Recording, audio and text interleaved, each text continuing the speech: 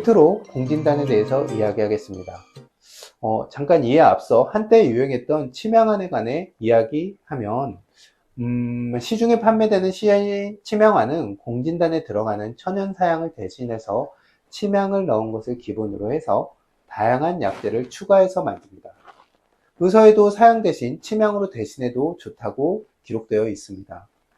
침향은 그 나무가 물에 가라앉는다고 해서도 붙여진 이름이지만 우리 몸의 어떤 내부 흐름을 차분하게 아래로 가라앉히는 효과가 있는 것으로 유명한 약재입니다. 다큐만 본다면 스트레스와 스마트폰 중독 등으로 흐름이 온통 가슴과 머리로 몰려있는 현대인들에게 아주 유용한 약재입니다. 우리가 향수의 향을 맡으면 일반적으로 향은 이렇게 위로 떠오르죠.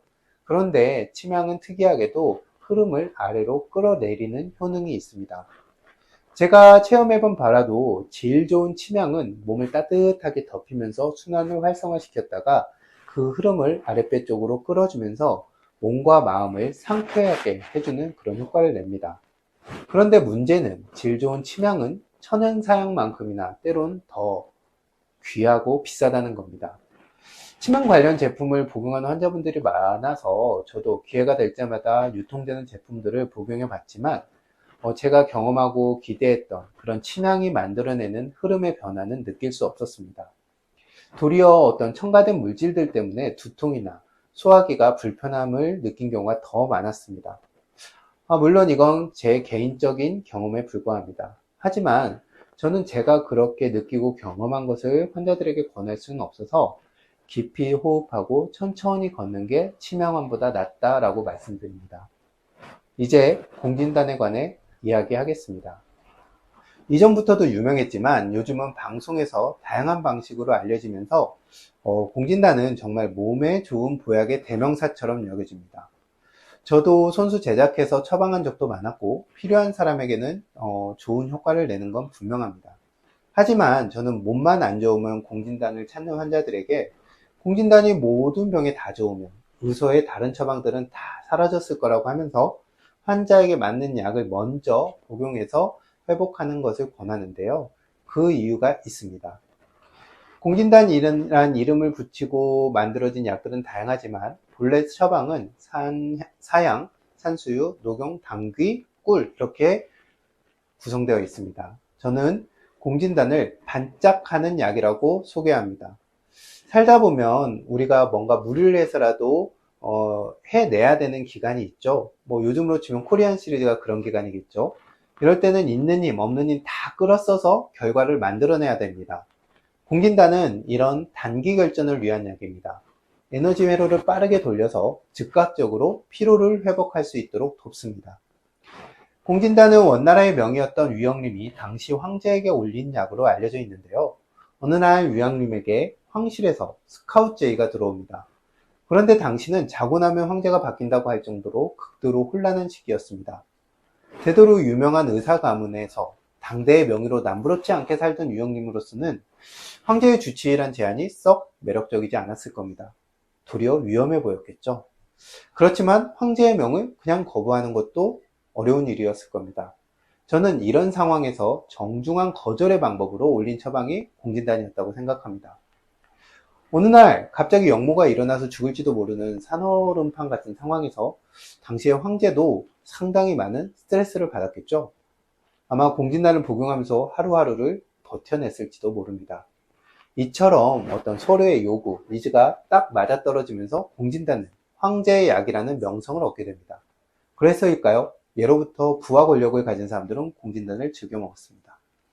그리고 영조가 삼을 즐겨 먹으니 전국에 삼의 풍기현상이 일어났다는 일화처럼 공진단은 높으신 분들이 먹는 귀하고 좋은데 비싸서 먹지 못하는 그런 이미지가 씌워집니다.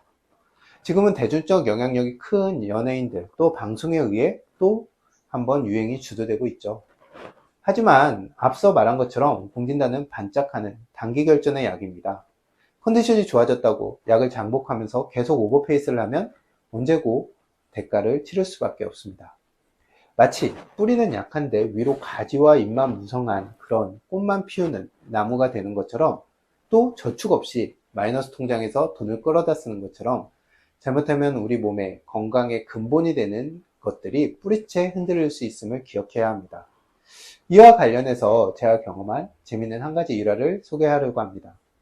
어떤 사업상 무리한 일정으로라도 해외 출장을 가야 하는 분이 계셨습니다. 저녁마다 술자리가 있을 예정이었는데요. 환자는 절대 그 자리에서 본인이 먼저 쓰러지면 안 된다고 했습니다.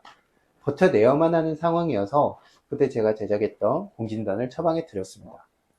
출장을 마치고는 꼭 회복하는 그런 시간을 가져야 된다는 조언도 드렸죠. 얼마 후 다시 내원한 환자는 다음과 같이 말했습니다. 덕분에 무사히 일정을 마칠 수 있었습니다. 그런데 그때 주신 그 약, 큰일 날 약이더군요. 매일 독한 백주를 한 병 이상 마셨는데 다음날이면 말짱해져서 또 일정을 소화하고 밤에는 또 술을 마시고 이렇게 일정을 버텨내면서 이건 뭔가 잘못되었다는 생각이 들었습니다. 사람이 그렇게 술을 마시고 과로를 하면 힘들다고 느껴야 하는 것이 정상이잖아요. 약 믿고 계속 이렇게 살면 내가 곧 죽겠구나라는 느낌이 들었습니다. 라고 말했습니다. 환자의 말이 바로 공진단의 장점과 단점을 단적으로 보여줍니다. 공진단은 전시의 약이지 평화로운 시기의 약이 아닙니다. 약을 믿고 매일을 전투적으로 산다면 수명이 짧아질 수밖에 없을 겁니다.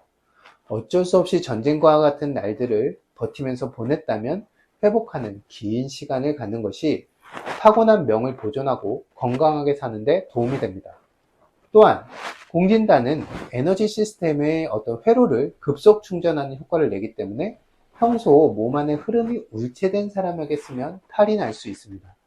소통이 막혀서 생기는 우울증을 바탕으로 한 우라병이나 우울증에는 신중하게 투여해야 합니다. 사람을 한 그루의 나무에 비유하면 경옥고는 나무 속 채광과 물관에 흐르는 물과 영양에 비유할 수 있습니다.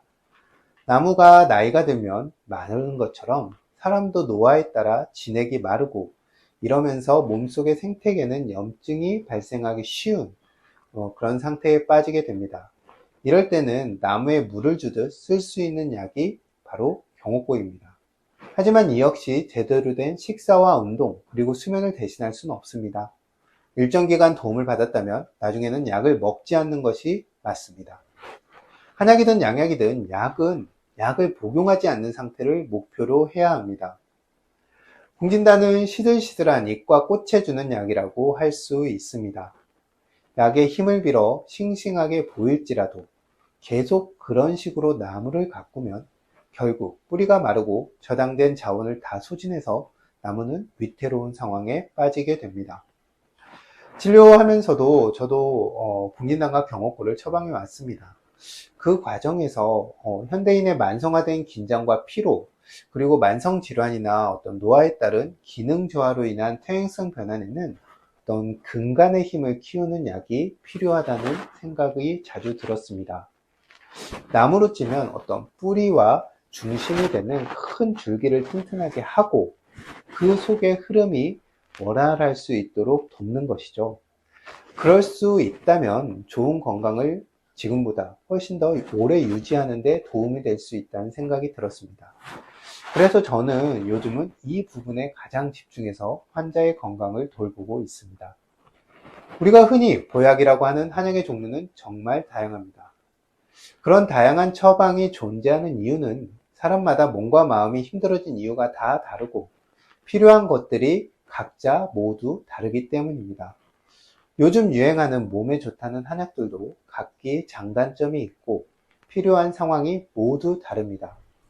그것을 잘 알고 필요할 때 필요한 만큼 복용해야 맞지 무작정 유행에 따라서 또 누가 먹고 좋았다고 해서 복용해서는 안 됩니다. 시간이 걸리고 표가 안 나더라도 병의 치유와 예방 그리고 좋은 건강을 유지하는 것은 기본에 있다는 것을 언제나 잊지 말아야 합니다. 먹고 마시고 몸과 마음을 움직이고 잠을 자는 일상이 가장 기본이고 중요하고 그 위에 근간을 먼저 튼튼하게 세우고 잎을 무성하게 하고 꽃이 피게 해야 합니다. 아무리 좋은 영양제를 들이부어도 화병에 꽂힌 꽃은 척박한 들판에 핀 들꽃보다 오래 가지 못한다는 것을 꼭 기억하셔야 합니다. 경청해 주셔서 감사합니다.